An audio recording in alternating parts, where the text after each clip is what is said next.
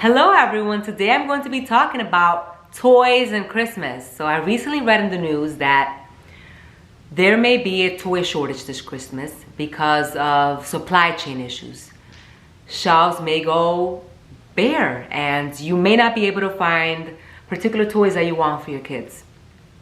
And people are going crazy over this and they're running and getting toys now. They've gotten all of their Christmas toys in September and October because they want to make sure that their kids do not go one Christmas without toys. And I wanted to make this video because I wanted to give you guys a different perspective about Christmas and toys and consumerism. And out of all the things that we could worry about this season, does it really have to be about toys? Does it really have to be about kids going without toys for one Christmas? You guys know I grew up in the Dominican Republic, and where I grew up, I don't ever remember having a Christmas tree or toys under a tree. I remember having one doll that I adored, but my toys were sticks and rocks and nature and things that I created myself. Those were my toys. And I would never trade those for any type of device right now or for any type of Barbie doll, because those things gave me real experiences. So I'm going to propose that you guys try something new this Christmas. And it may be a little bit outside of the box. It may be a little bit outside of what your family's comfortable with. But I'm just throwing in an idea. How about a Christmas without toys this year? How about a Christmas that's different? So for previous years, what I did with my kids is that I gave each child one gift. And I'm not into the idea of gift wrapping things with paper and then throwing it out, because I think that's a huge waste. So I would take like either fabric that I had left over or cloth from the kitchen, and I would wrap them in this cloth and put it on top of the table. And each child had one gift. And I think I made a video of what we've done in the previous past, and I'll link it below in the description box what I gave each child. But they got one gift, and that one gift was truly treasured. I think that children, because they have so much, they feel entitled and they value less the things that they have. I think kids should have to earn and work towards what they want. And I think we should put what they want to the test. Do they really want that? Or do they really need that? We don't want our children to grow up with this consumerism mentality where they want more and more and more. It's like a sense of greed. And another thing that I've done in the previous years is also just taking the kids out on an adventure, on a trip, on a road trip. I've done that for the last few years. We take road trips for Christmas. So it takes the focus on gifts and toys and all that, and it puts it on an experience. So how about this Christmas, you guys try an experience together as a family. Take a road trip. Take a vacation. Go to the museum. Take them to the Butterfly Conservatory. Maybe ice skating. Maybe a theater play. Something that you can do together as a family. Because when you have an experience, it's totally different than when you just get a toy and you open a toy.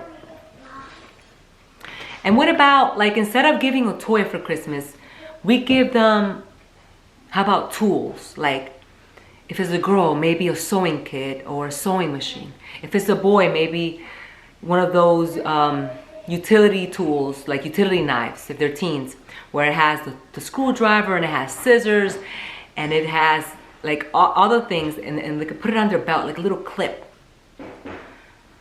What about if instead you can get them a watch or maybe a science kit?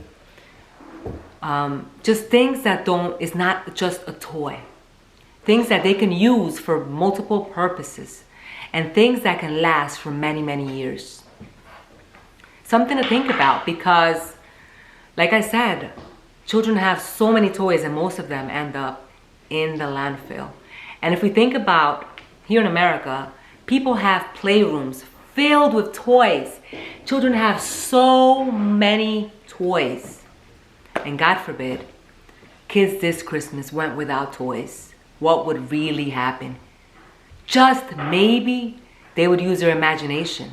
Just maybe they would use their creativity to make something out of nothing. And we really have taken that opportunity away from children by giving them so much. In reality, what children really want and really treasure is the time that you spend with them. When they grow up and they're older, they're going to remember the times that they spent with mom and dad. So instead of running to the stores to just go and hoard these toys, how about we plan an intentional Christmas this year, where it's not focused on toys and gifts specifically, but it's more focused on experience. And besides, Christmas is not supposed to be about gifts. It's supposed to be about Christ. That's why we have the word Christ in Christmas. And boy, have we moved away from that. It's totally different. It's about consumerism. It's about going ahead and buying things and giving things to people that they really don't need. The more that you give children, the more entitled they become, and the less they appreciate the things that they have. So instead of buying more toys this Christmas, how about we go through our toy rooms and we think about, okay, let's go and declutter and let's see what we can give away this year. Let's see what we can give away. Let's see how much we can give away this year that we don't use. Another idea is to make handmade things. For example, you can make a crocheted hat for a child, or maybe you can have a little bracelet that you make for your daughter. There's something special about handmade gifts that can be passed on from generation to generation. These are really valuable gifts that one may consider when gift giving in Christmas. Well, you guys, I don't want to make this video too long, but before you run to go and get toys this Christmas, consider a toyless Christmas this year. Consider a Christmas where you have experiences and handmade things and tools that can be treasured for a lifetime. A lot of you guys want to know, like, what are the toys that my kids have?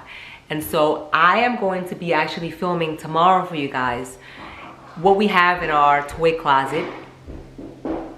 And even though my kids have a lot of toys and a lot of things, I do think that we really pare down on things and we really just keep the essential things that have lasted over the years. I have 5 kids, but I think the things that we have, we don't have to buy new things every year. It's the same stuff that just lasts the test of time. So I'm going to share that with you guys tomorrow. So come along. If you haven't already subscribe to my channel. I make videos about parenting, educational videos, home education, and I'd love for you to come along on our journey. Thank you so much for watching. Until the next video.